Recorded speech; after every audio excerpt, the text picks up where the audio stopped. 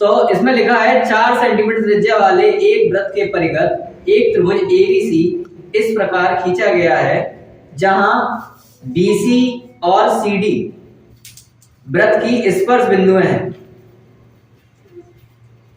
की लंबाई क्रमशः 8 सेंटीमीटर और 6 सेंटीमीटर है। यह 8 सेंटीमीटर और 6 सेंटीमीटर है।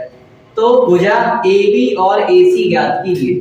ए बी और ए सी ज्ञात कीजिए। चलिए इस क्वेश्चन को स्टार्ट करते हैं। तो यहां लिखा हुआ है कि बी एफ और एफ सी, इसकी अगर एफ बी की बात करूं तो एफ बी क्या है, किसी एक बाह बिंदु से किसी वृत्त की एक स्पर्श रेखा है। अगर मैं देखूं कि किसी वृत्त की किसी एक बाहरी बिंदु से स्पर्श रेखाओं की लंबाई देखूं तो इन स्पर्श रेखाओं की लंबाई हमेशा समान होती है। तो इसी हिसाब से अगर हम देखें तो जो एफ बी है वो 6 सेंटीमीटर है। तो ये एक वृत्त की स्पर्श रेखा है और इसी एक बिंदु से एक स्पर्श रेखा वृत्त की है। तो अगर ये 6 सेंटीमीटर है तो ये वाली भी 6 सेंटीमीटर होनी चाहिए। तो मैं ऐसे 6 सेंटीमीटर लिख देता हूँ। यहाँ ये 8 सेंटीमीटर है तो ये वाली भी कितनी हो जाएगी, 8 सेंटीमीटर। और इसका वैल्यू हमें पता नहीं तो इसके वैल्यू हमने x मान लिया और ये भी x। तो ये एक त्रिभुज आ गया। इस त्रिभुज का हम क्षेत्रफल निकालेंगे। क्षेत्रफल देखो किस तरीके से निकालेंगे, समझो जरा। अब अगर हम इसका वैल्यू अगर हम निकाल दें तो ये क्वेश्चन पूरा सॉल्व हो जाएगा। अब x का वैल्यू निकालेंगे कैसे, तो सबसे पहले हम ये करेंगे कि त्रिभुज ABC तो ये है A B C और D E और F। ABC इस त्रिभुज के शीर्ष है जहां D E F स्पर्श बिंदु है।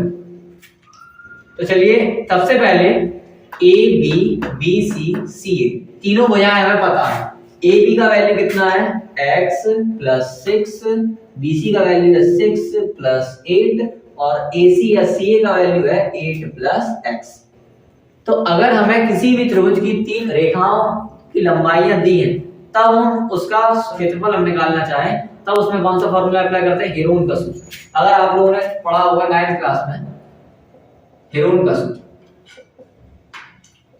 त्रिभुज के क्षेत्रफल के लिए फॉर्मूला होता है root of s minus a, s minus b and s minus c।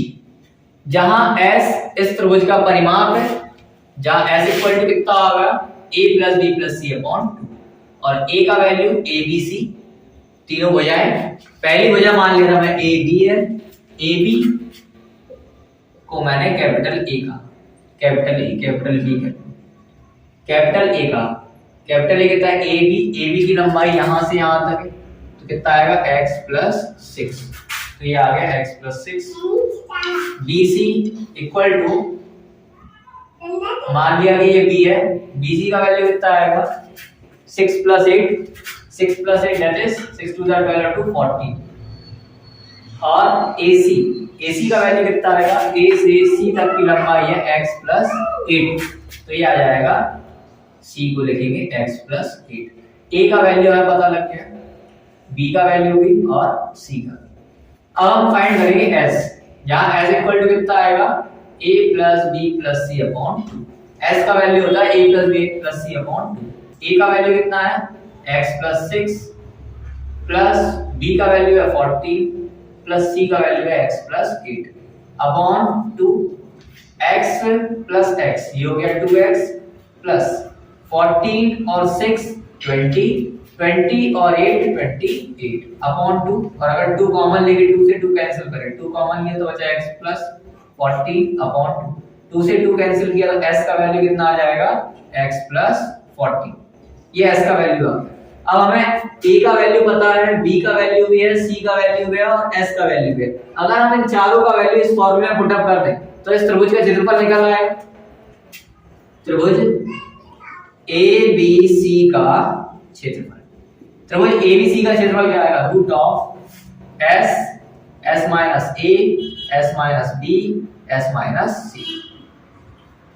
तो रूट ऑफ s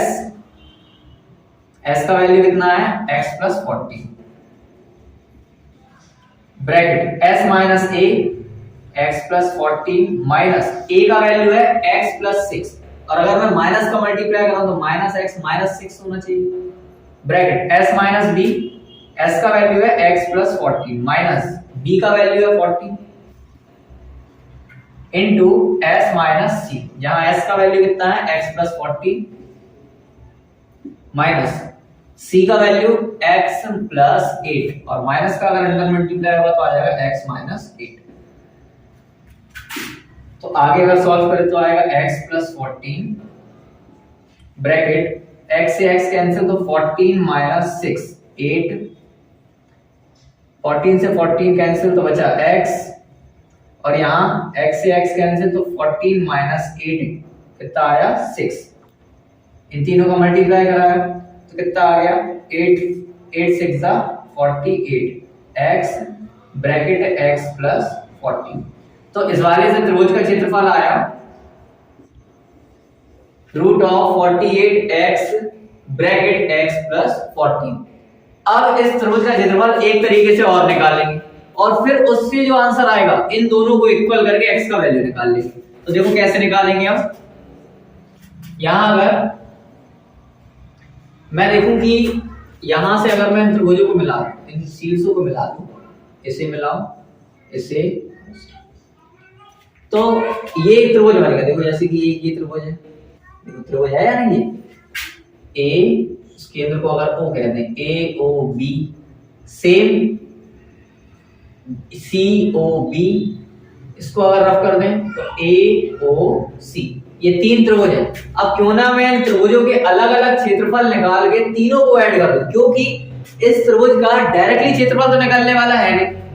डायरेक्टली क्षेत्रफल, त्रिभुज का क्षेत्रफल का फॉर्मूला क्या होता है 1/2 आधार इंटू ऊंचाई। अब क्योंकि हमें इसकी ऊंचाई पता है ही नहीं तो हम इसका क्षेत्रफल डायरेक्टली तो नहीं निकाल सकते। तो इसीलिए पहले हमने हीरोन के सूत्र से इसे सॉल्व किया, तब हमने x के फॉर्म में एक क्षेत्रफल प्राप्त किया। अब हम इसे अलग अलग करके करेंगे, जैसे कि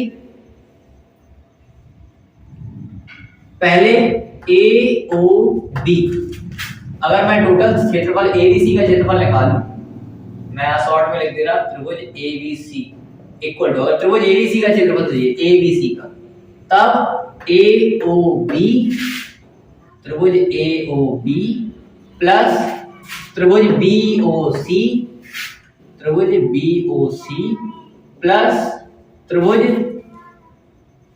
एओसी, त्रिभुज एओसी, तीनों के क्षेत्रफल ऐड करने पड़ेंगे।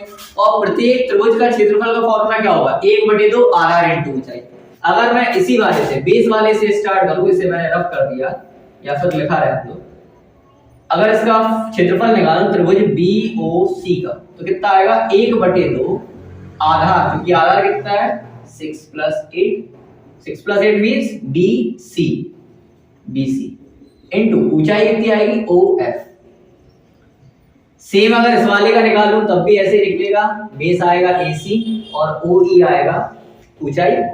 इस वाले का निकालूं त्रिभुज ओ एओबी का तो आएगा आधार आएगा ए बी और ऊंचाई आएगा ओ बी।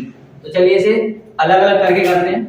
त्रिभुज एबीसी का क्षेत्रफल, त्रिभुज एबीसी का क्षेत्रफल तो कितना आ जाएगा ये एओबी, एओबी का क्षेत्रफल तो क्या आएगा आधार इंटू ऊंचाई 1/2 आधार इंटू ऊंचाई। आधार कितना है इसका बेस ये माना जाएगा, क्योंकि अगर इसे मैं इसकी जगह पुट अप करूं तो बेस तो यही आने वाला है ना नीचे वाली संख्या, तो बेस कितना आएगा ए बी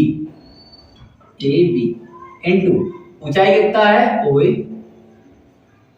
ओए जहां ओए का वैल्यू कितना है 4 सेंटीमीटर, तो मैं डायरेक्ट यहां 4 रख देंगे, प्लस त्रिभुज ओबीसी, ओबीसी, ओबीसी इस वाले त्रिभुज का क्षेत्रफल क्या होगा 1/2 आधार इंटू ऊंचाई, 1/2 आधार है बीसी इंटू ऊंचाई है ओएफ प्लस 1/2 इस वाले का निकालेंगे ओ एओसी, एओसी इस वाले त्रिभुज का तो कितना आ जाएगा ये 1/2 आधार मतलब एसी इंटू ऊंचाई मतलब ओई, जहां ओई का वैल्यू कितना है 4, इसे 2 से कैंसिल किया तो आया 2ab प्लस इसे कैंसिल किया ये OF लिख दिया जहां OF की वैल्यू कितनी है 4, 2 से कैंसिल किया तो आया 2BC प्लस इसे 2 से कैंसिल किया तो आया 2AC।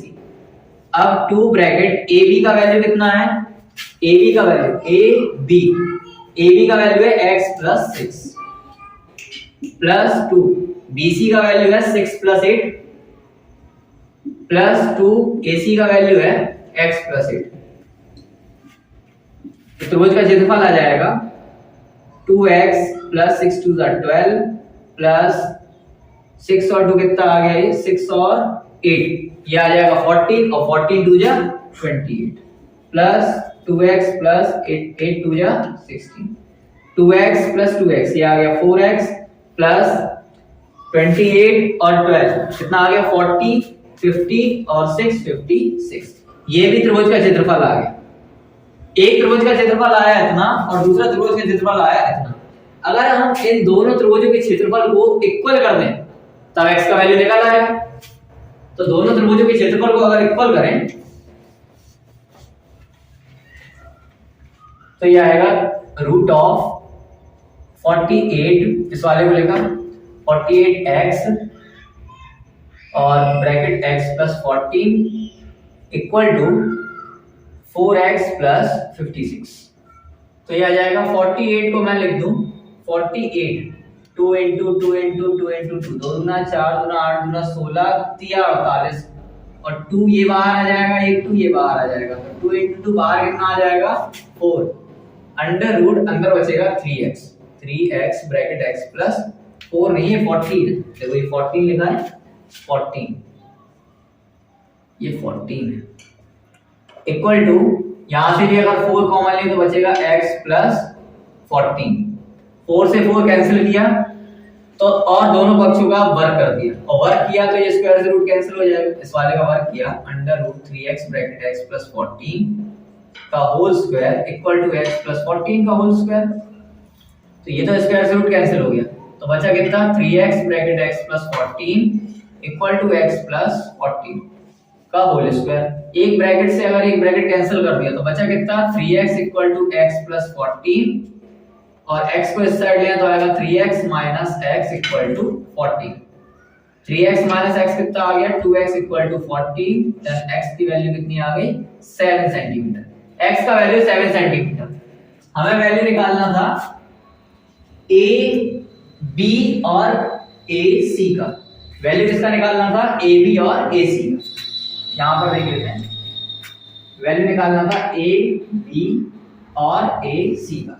AB का वैल्यू कितना था AB का वैल्यू था x प्लस 6 का वैल्यू x प्लस 6 और x का वैल्यू कितना आया अपना 7, तो 7 प्लस 6 तो कितना आ जाएगा 13 सेंटीमीटर और AC जहां AC का वैल्यू है x प्लस 8, x का वैल्यू 6 प्लस 8 तो ये आ गया 14 सेंटीमीटर। तो ये आई वो ये क्वेश्चन आपको समझ में आया होगा।